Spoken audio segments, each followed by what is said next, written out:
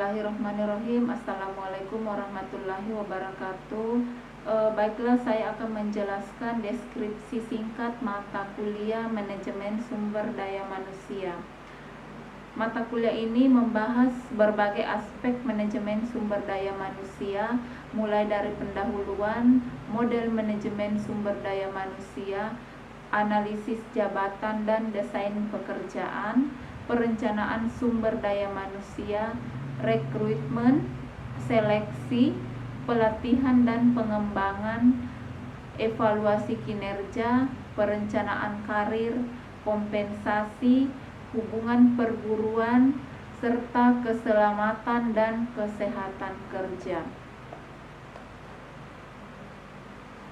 Adapun CPL mata kuliah Manajemen Sumber Daya Manusia yang pertama yaitu CPL 1, mampu menerapkan pemikiran logis, kritis, sistematis, dan inovatif dalam konteks pengembangan atau implementasi ilmu pengetahuan dan teknologi yang memperhatikan dan menerapkan nilai humaniora yang sesuai dengan bidang ilmunya. Kemudian CPL 2 yaitu mampu menunjukkan kinerja mandiri, bermutu dan terukur. CPL ketiga, mampu mengkaji implementasi, pengembangan dan implementasi ilmu pengetahuan teknologi yang memperhatikan dan menerapkan nilai humaniora dan sesuai dengan keahliannya berdasarkan kaidah, tata cara, dan etika ilmiah dalam rangka menghasilkan solusi, gagasan, desain, dan kritis seni. Kemudian CPL 5, mampu mengambil keputusan secara tepat dalam konteks penyelesaian masalah di bidang keahliannya berdasarkan hasil analisis informasi dan data. Kemudian adapun capaian pembelajaran mata kuliah ini atau CPMK-nya, CPMK 1 yaitu mampu memahami ruang lingkup manajemen sumber daya manusia. Kemudian CPMK 2 mampu memahami konsep pelatihan dan pengembangan dalam manajemen sumber daya manusia. Kemudian yang ketiga yaitu mampu memahami hak-hak dan kewajiban sebagai seorang tenaga kerja. Kemudian CPL dan sub CPMK-nya ada 4, yaitu sub CPMK 1 yaitu mampu menjelaskan pengertian manajemen sumber daya manusia, peran strategi sumber daya manusia. Kemudian sub CPMK 2 yaitu mampu merumuskan dan menjelaskan perencanaan SDM dan proses perencanaan SDM. Kemudian sub CPMK 3 yaitu mampu memahami dan membedakan proses serta metode penarikan calon karyawan, pertimbangan dalam proses penarikan calon karyawan. Kemudian sub CPMK 4 yaitu mampu membedakan jenis kompensasi serta menentukan kompensasi yang sesuai dengan insentif dan benefit. Kemudian adapun bahan kajian dari materi manajemen sumber daya manusia, yang pertama yaitu fungsi, pengertian dan fungsi manajemen sumber daya manusia yang memiliki di mana indikatornya yaitu peran administrasi MSDM, yang selanjutnya peran operasional MSDM dan peran strategi MSDM. Kemudian yang kedua yaitu tujuan dan tantangan MSDM, di mana memiliki 4 indikator. Yang pertama persiapan dan penarikan, yang kedua seleksi, yang ketiga pengembangan dan pemeliharaan, dan yang keempat adalah faktor internal dan eksternal organisasi. Selanjutnya yang ketiga yaitu analisis jabatan dan desain pekerjaan. Indikatornya ada 4. Yang pertama, tujuan analisis jabatan. Kedua, urutan jabatan. Yang ketiga, spesifikasi jabatan. Dan yang keempat yaitu desain pekerjaan. Selanjutnya yang keempat yaitu perencanaan sumber daya manusia, di mana indikatornya ada 3. Yang pertama, pentingnya dan tujuan perencanaan SDM. Yang kedua, tahap dan hambatan dalam SDM. Dan yang ketiga yaitu analisis SDM. Kemudian yang kelima yaitu rekrutmen. Rekrutmen memiliki 3 indikator. Yang pertama, tujuan rekrutmen. Yang kedua, kendala dalam proses rekrutmen. Dan yang ketiga yaitu sumber internal dan eksternal. Kemudian yang keenam yaitu seleksi. Di sini seleksi memiliki 2 indikator. Yang pertama yaitu tujuan seleksi dan yang kedua proses seleksi. Selanjutnya yang ketujuh yaitu pelatihan dan pengembangan. Pelatihan pengembangan di sini memiliki 2 indikator. Yang pertama yaitu tujuan pelatihan dan pengembangan, yang kedua langkah-langkah pelatihan dan pengembangan. Kemudian yang ke-8 yaitu ujian tengah semester. Kemudian yang ke-9 materi mengenai evaluasi kinerja, di mana memiliki 2 indikator. Yang pertama, manfaat dan hambatan evaluasi kinerja. Yang kedua, teknik dan evaluasi kinerja. Kemudian yang ke-10 yaitu perencanaan karir, memiliki 2 indikator. Yang pertama, perkembangan dan perencanaan karir, dan yang kedua, peran karyawan dalam perencanaan karir. Selanjutnya yang ke-11 yaitu pokok materi tentang kompensasi. Kompensasi di sini memiliki 3 indikator. Yang pertama yaitu tujuan kompensasi, yang kedua gaji dan upah, yang ketiga langkah-langkah dan tantangan dalam menentukan gaji dan upah. Kemudian yang ke-12 yaitu materi mengenai hubungan perburuan, memiliki 2 indikator. Yang pertama, tujuan dan jenis serikat pekerja. Yang kedua, faktor-faktor yang berpengaruh terhadap perundingan kolektif. Selanjutnya yang ke-13, pokok materinya keselamatan dan kesejahteraan kerja, memiliki 2 indikator. Yang pertama, keterkaitan antara keselamatan dan kesehatan kerja serta kesejahteraan buruh. Kemudian pada pertemuan ke-14 itu UTS atau UAS atau ujian akhir semester.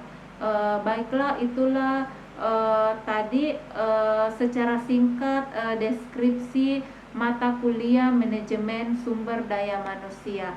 Sekian dan terima kasih. Assalamualaikum warahmatullahi wabarakatuh.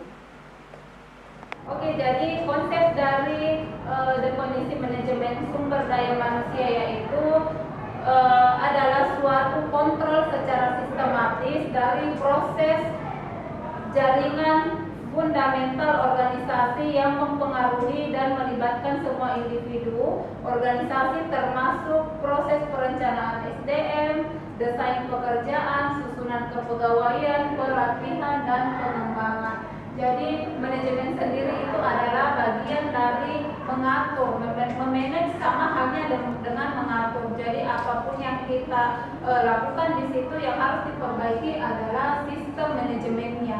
Ya. Jadi perlu kita ketahui peran pentingnya manajemen sumber daya manusia itu, yang pertama melaksanakan analisa jabatan, yang kedua melakukan perencanaan terhadap kebutuhan pegawai dan merekrut para pekerja, yang ketiga menyeleksi calon pekerja, yang keempat memberikan pengenalan dan penempatan bagi para pekerja yang baru. Dan yang kelima yaitu memberikan pelatihan, pendidikan, dan pengembangan sumber daya manusia.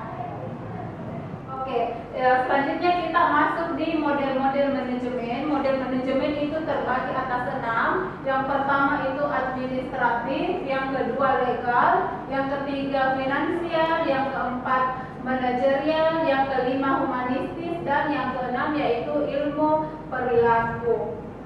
Selanjutnya kita masuk di materi pelatihan karyawan.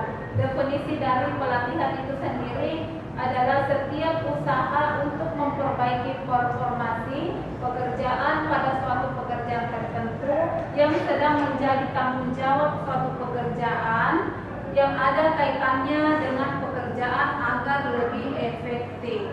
Kemudian definisi pengembangan. Pengembangan karyawan sebagai aktivitas pengembangan karir karyawan terhadap organisasi, penyediaan landasan bagi karyawan agar dapat berprestasi secara efektif dan menghasilkan prestasi baru dalam lingkungan perusahaan.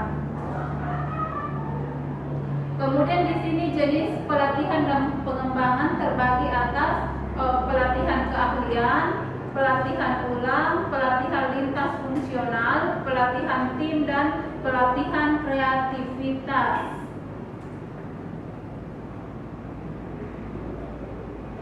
Selanjutnya masuk di perbedaan pelatihan dan pengembangan. Pelatihan di sini bertujuan untuk meningkatkan kemampuan individu bagi kepentingan jabatan saat ini. Kemudian sasarannya yaitu peningkatan kinerja jangka pendek, orientasi kebutuhan jabatan sekarang, kemudian efek terhadap karir yaitu keterkaitan dengan karir relatif rendah. Kemudian untuk pengembangan tujuannya yaitu meningkatkan kemampuan individu bagi kepentingan jabatan yang akan datang. Kemudian sasarannya peningkatan kinerja jangka panjang, orientasinya kebutuhan perubahan terencana atau tidak terencana. Kemudian adapun efek terhadap karir yaitu keterkaitan dengan karir yang relatif lebih tinggi. Bagaimana menentukan program pelatihan dan pengembangan? Yang pertama itu mengidentifikasi keterampilan kinerja jabatan khusus yang dibutuhkan untuk memperbaiki kinerja dan produktivitas. Yang kedua, memastikan bahwa program akan sesuai dan cocok dengan tingkat pendidikan, pengalaman, dan keterampilan mereka secara motivasi peserta. Yang ketiga yaitu melakukan survei untuk pengembangan sasaran pengetahuan dan kinerja yang dapat diukur. Kemudian dalam merencanakan dan mengembangkan program pelatihan ada 3 step. Yang step pertama yaitu tujuan instruksional, metode, media, gambaran, dan urutan dari isi contoh seperti latihan dan kegiatan. Untuk itu perlu membuat sebuah kurikulum dan disajikan dalam bentuk blueprint untuk pengembangan program. Kemudian step kedua, pastikan bahwa semua bahan seperti naskah, video, buku pedoman, dan buku peserta ditulis dengan jelas dan cocok dengan sasaran program. Kemudian step 3 yaitu semua program hendaknya ditangani secara profesional, apakah yang diproduksi pada kertas, film, video, dan menjamin kualitas dan efektivitas. Oke, baiklah, itulah tadi materi. Sampai sini ada yang bertanya atau ada yang kurang dimengerti, silahkan. Iya, silahkan, Risma. Pertanyaan saya itu, mengapa sumber daya manusia penting dalam sebuah organisasi? Oke, baik, terima kasih. Yang saya ingin tanyakan itu yang bagian yang tidak mengerti, mengapa dalam sebuah organisasi sangat diperlukan pelatihan dan pengembangan. Oke, baiklah, pertanyaan pertama tadi, mengapa SDM itu penting? Iya, kenapa SDM itu penting? Bahwasanya setiap organisasi ataupun perusahaan itu tidak bisa berjalan sesuai dengan kita harapkan tanpa adanya sebuah SDM. Kenapa? Karena yang akan mengatur bagaimana kinerja pola yang ada dalam organisasi tersebut itu diatur semua oleh SDM. ada perencanaannya, ada outputnya dan segalanya itu semua berhubungan dengan SDM. Walaupun itu dalam suatu organisasi besar, tetapi bagaimana pola SDM-nya di dalam tidak berfungsi secara baik, maka organisasi itu bisa dikatakan lumpuh atau tidak berjalan sesuai yang kita harapkan.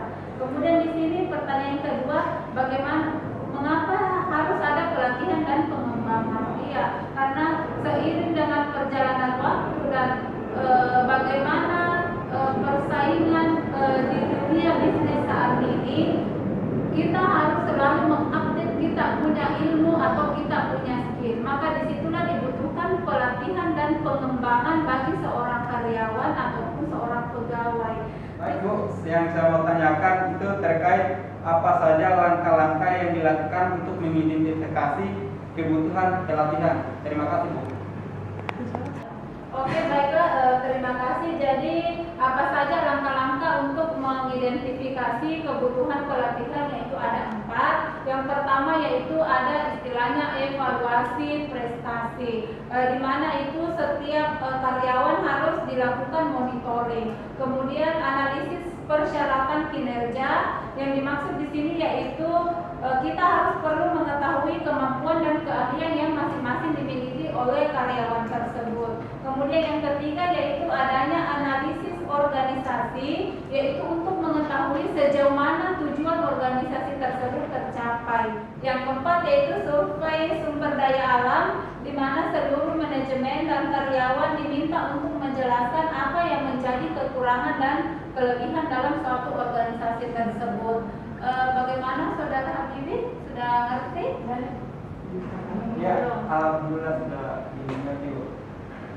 Oke, demikianlah pertemuan kita untuk hari ini. Untuk nanti tugasnya silahkan buka di LMS masing-masing. Ada di situ tercantum tugas dan batas untuk pengumpulan tugasnya. Ya, jadi insya Allah kita akan bertemu pekan depan di jam dan waktu yang sama. Sekian dan terima kasih. Semoga sehat selalu. Assalamualaikum warahmatullahi wabarakatuh. Waalaikumsalam.